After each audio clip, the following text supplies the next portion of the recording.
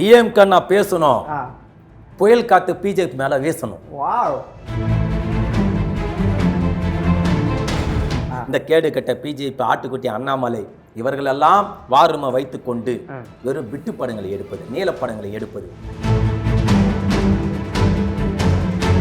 கேவலம் மக்கள் பணத்தை கொள்ளையடித்த ஆருத்ரா கோல்டு நிறுவனத்தில் அண்ணாமலைக்கும் அந்த மலமாடு அமர் பிரசாத் ரெட்டிக்கும் தொடர்பு இருக்கிறது. நீங்களாம் தமிழ்நாட்டில் ஆட்சி அதிகாரத்தில் அமர்ந்து கீத்து தொங்க ஓடு போயிரு சொல்லக்கூடிய கோமலை அண்ணாமலைக்கு தகுதி இருக்கிறதா? கொரோனா பெருந்தொற்றில் வெறும் தட்டுகளை தட்டினார்களே ஒழிய துட்டுகளை தட்டவில்லை இந்த மக்களை பாதுகாக்க.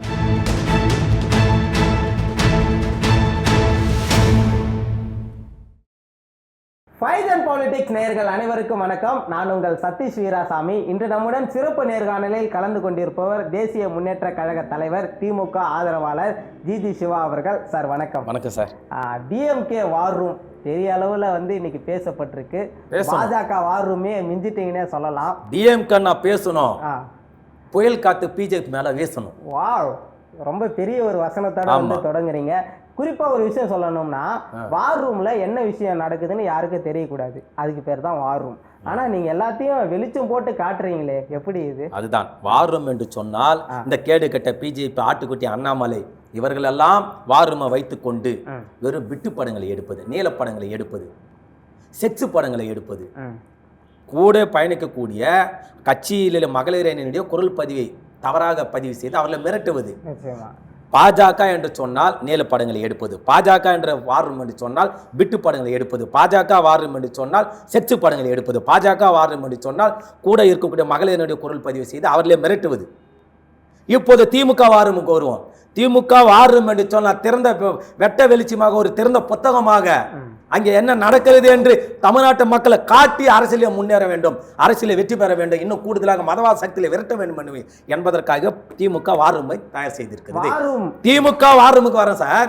திமுக வாரூம் என்று சொன்னால் மனிதநேயத்தை போதிப்பது, சமூக நல்லிணக்கத்தை போதிப்பது. திமுக வாரூம் என்று சொன்னால் தமிழ்நாட்டு விரோத போக்காக யாரெல்லாம் செயல்படுகிறோம் தோலிர்த்து காட்டுவது. இதுதான் பாஜக வார் ரூமுக்கும் திமுக வார் ரூமுக்குள்ள வேறுபாடுகள். நிச்சயமா நீங்க இப்ப எந்த வார் ரூம் உங்களுக்கு வேணும்ன்றீங்க? செக்ஸ் வார் ரூமா, விட்டுப்படம் வார் ரூம் வேணுமா உங்களுக்கு, சமூக நீதி வார் ரூம் வேணும்? நீங்க வேறுபாடு சொன்னீங்க. அதுல குறிப்பா ஒரு கேள்வியை நான் கேட்கிறேன்.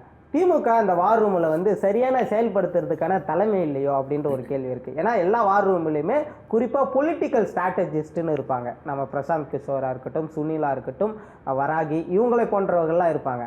ஆனால் இதில் பார்க்கும்போது முழுக்க முழுக்க எல்லாம் மூத்த வழக்கறிஞர்களாக இருக்காங்க. காரணம் என்னென்னா, திமுகவில் இருக்கக்கூடிய அமைச்சர்கள், சட்டமன்ற உறுப்பினர்கள்லாம் தொடர்ந்து வழக்கில் மாட்டிட்டு வரதை நம்ம பார்க்குறோம். அப்போ இந்த நேரத்தில் அவங்களை மீட்டு கொண்டு வரதுக்கான வார் ரூமா இது? இல்லை, அதாவது பாஜக வாரும் என்று நீங்கள் சொல்வதை வைத்துக்கொண்டால் அவர்களுக்கு தான் நீங்கள் சொல்லக்கூடிய நபரெல்லாம் தேவைப்படுவார்கள். ஏனென்றால் அவர்கள் தான் நீலப்படங்களை எடுத்து அந்த பாஜக கட்சியினர் பெண்களே மிரட்டுகிறார்கள். இது ஏன் நீங்கள் தொடர்ந்து பாஜக மீது இவ்வளோ குற்றச்சாட்டு வைக்கிறீர்கள் என்று சொன்னால், இது நான் மட்டும் வைக்கவில்லை. ஏற்கனவே அந்த கட்சியில் இருந்த நடிகை காயத்ரி ரகுராம், இதுவெல்லாம் அந்த பெண்மணி பதிவு செய்த கருத்தை தான் நான் பதிவு செய்கிறேன். நீங்கள் மறுக்க முடியுமா? அந்த பெண்மணி பாஜக அப்பாற்பட்டு இருந்தாலும் கூட பாஜக பிடிக்குள்ளே பொய்யாக சொன்னார் என்று சொன்னார். பாஜக கட்சியிலே இருந்து கண்ணீர் சிந்தி வெளியேறி பெண்மணி நடிகை காயத்ரி ரகுராம் அவர் சொல்லிய கருத்து தான் இது. இது என்னுடைய சொந்த கருத்தல்ல.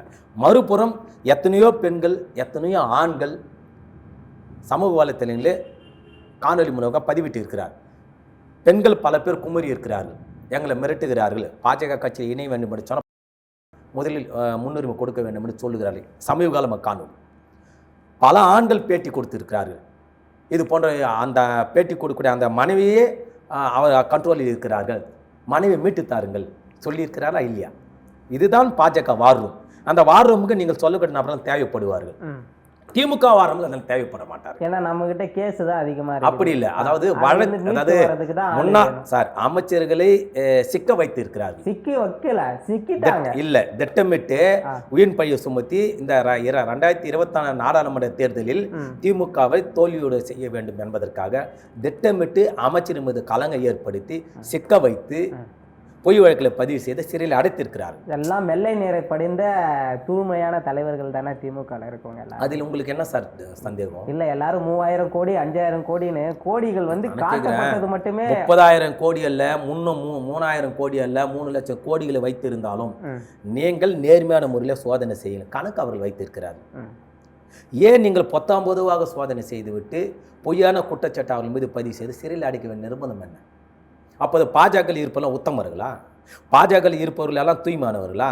கேவலம் மக்கள் பணத்தை கொள்ளையடித்த ஆருத்ரா கோல்டு நிறுவனத்தில் அண்ணாமலைக்கும் அந்த மலமாடு அமர் பிரசாத் ரெட்டிக்கும் தொடர்பு இருக்கிறது, ஆர்கே சுரேஷ்க்கும் தொடர்பு இருக்குது என்று சொல்லி கிட்டத்தட்ட 8-10 மாதங்களுக்கு முன்பாகவே சென்னை கமிஷன் அலுவலகத்திலே எங்களுடைய கட்சியினுடைய சார்பாக நாங்கள் புகார் 3 முறை கொடுத்தோம்.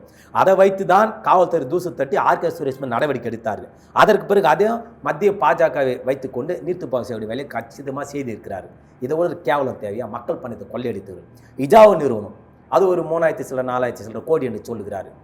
இன்னும் சொல்லிக்கொண்டே போகலாம். நீங்கள் எல்லாம் ஊழலை பற்றி பேசுகிற தகுதி இருக்கிறதா? நீங்களாம் தமிழ்நாட்டில் ஆட்சி அதிகாரத்தில் அமர்ந்து கீத்து தொங்க ஓடு போயிரு என்று சொல்லக்கூடிய கோமாளி அண்ணாமலைக்கு தகுதி இருக்கிறதா? திமுக நீங்கள் வைத்துக்கொள்ளலாம். எந்த மக்கள் பணத்தை கொள்ளையடித்த நிறுவனத்தை திமுக நடத்துகிறது? எந்த ஃபண்டு நிறுவனங்களை திமுக நடத்தி சீட்டிங் செய்து சொல்ல முடியுமா? எதுவுமே இல்லை. இதெல்லாம் இவர் செய்யக்கூடிய தவறெல்லாம் மறைப்பதற்காக திமுக மீது பழி போடுவது.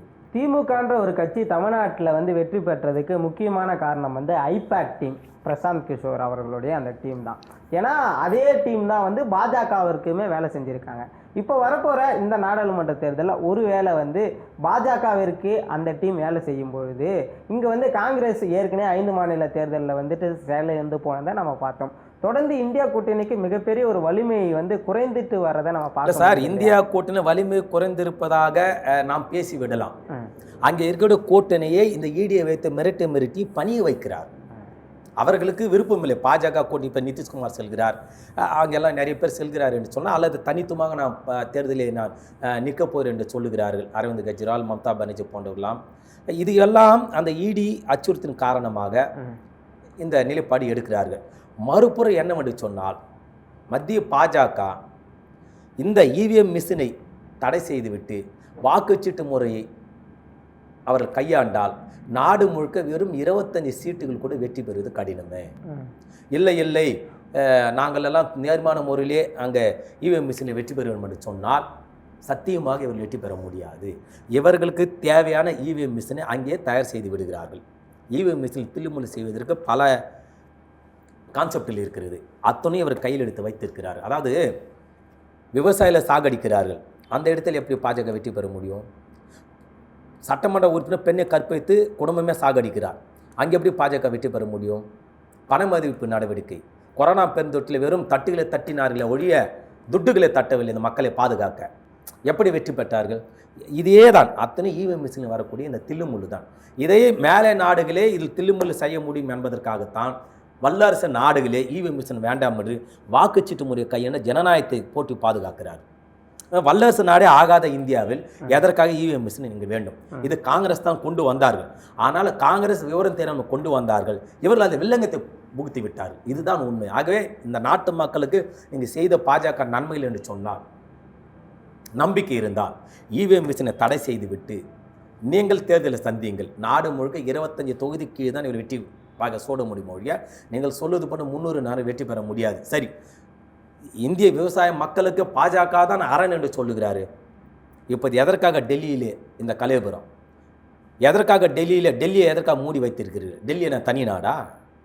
நீங்கள் சொல்லுங்கள், தனி தீவா? இந்திய இந்த நாட்டினுடைய தலைநகர். 4 புறமும் குண்டர்களை வைத்து, ரவுடிகளை வைத்து, பாஜக சங்க உறுப்பினரை வைத்து, கூடுதலாக இராணுவத்தை வைத்து, ட்ரோன் மூலமாக கண்ணீர் போய் கொண்டு மேலே போடுகிறீர்கள். அது அந்த விவசாயம் மீது பட்டால் நிலைமை என்னவாகும்? இது தகுமா?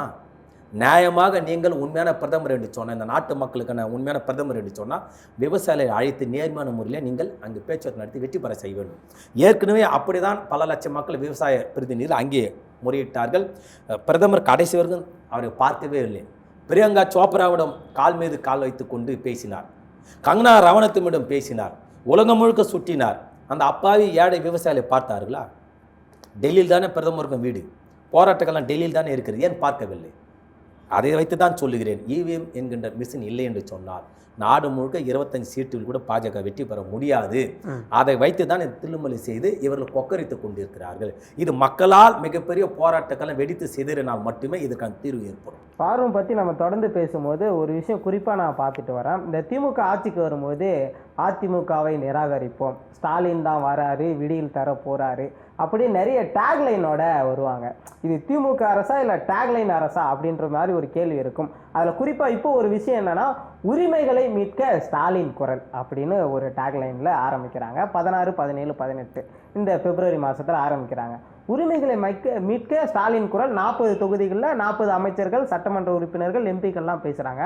ஆனால் ஸ்டாலின் குரல் வந்து எந்த தொகுதியிலுமே பேசலை போல. அப்போ ஸ்டாலினுக்கு குரல் இல்லையா? அதாவது முதலமைச்சர் திரு மு க ஸ்டாலின் அவருடைய குரல் தான் ஒட்டுமொத்த தமிழக மக்களின் குரலாக இன்று ஒலித்து கொண்டிருக்கிறது. கட்சிக்கு அப்பாற்பட்டே நான் சொல்லிடுறேன், அரசியல் விட்டு விடுங்க. பொதுமக்கள் வாயிலும் இன்று இந்த அரசனுடைய குரல் தான் ஒலித்து கொண்டிருக்கிறது. காரணம், இந்த இந்தியா முழுக்க இவர்கள் பாஜக, மத்திய பாஜக தில்லுமுள்ளு செய்து இந்த மக்களை பாழாப்படுத்தி கொண்டிருக்கிறது. தமிழகத்தில் எப்படியும் பாஜக ஆட்சியில் வர வேண்டும் அல்லது வாக்கு சதவீதத்தை உயர்த்தி பிடிக்க வேண்டும் என்பதற்காக இங்கே அண்ணாமலை பல தில்லுமுள்ளுகளை செய்து அபானமான வீண் பிரச்சாரம் மேற்கொண்டு பேசுகிறார். இதெல்லாம் ஒடுக்க வேண்டும் என்பதற்காகத்தான் இந்த நீங்கள் சொல்லக்கூடிய வார்ரூமே திமுக உற்பத்தி செய்திருக்கிறது. அதை தான் ஏற்கனவே பதிவிட்டது போன்று பாஜகனுடைய வார்ரூமுக்கும் திமுகனுடைய வார்ரூமுக்கும் வித்தியாசம் இருக்கிறது. பாஜகனுடைய வார்ரூம் மதவாத சக்தியில் பயணக்கூடிய வார்ரூம், திமுகனுடைய வார்ரூம் இந்த மக்களுக்கான பயணக்கூடிய வார்ரூம். இதை நீங்கள் கூர்ந்து கவனிக்க வேண்டும். ஆகவே எத்தனை தகுதித்த வேலைகளை செய்தாலும் அதே இவிஎம் மிஷினை வைத்து தமிழகத்திலே தில்லுமுள்ளி ஒரு செயலாக முயற்சிக்கிறார்கள். தமிழ்நாட்டில் இருக்கக்கூடிய மக்களும் தமிழ்நாட்டில் இருக்கக்கூடிய கட்சிகளும் விழிப்புணர்வோடு இருப்பதன் காரணமாகத்தான் இவர்களால் அந்த இவிஎம் மிஷினில் கை வைக்க முடியவில்லை. நிச்சயமாக இந்த வார்ரூம் என்ற ஒரு விஷயம் வந்து எப்பொழுதுமே பெரிய அளவில் பேசப்படும். அப்படி இப்போ திமுக அந்த வார்ரூம் ஆரம்பிச்சிருக்காங்க. அது என்ன பண்ண போறாங்க? நிச்சயமாக திமுக ஆரம்பிக்கப்பட்ட வார்ரூமை வைத்துக்கொண்டு மதவாத சக்தியிலே தோல் இருப்பார்கள், அதிமுகவுடைய தகுதித்த வேலையை தோல் இருப்பார்கள். குறிப்பாக தமிழக பாஜக எப்படியெல்லாம் இருக்கிறதோ அவருடைய அவல நிலைகளை அவருடைய தில்லுமுள்ளை தோல் இருப்பார்கள்.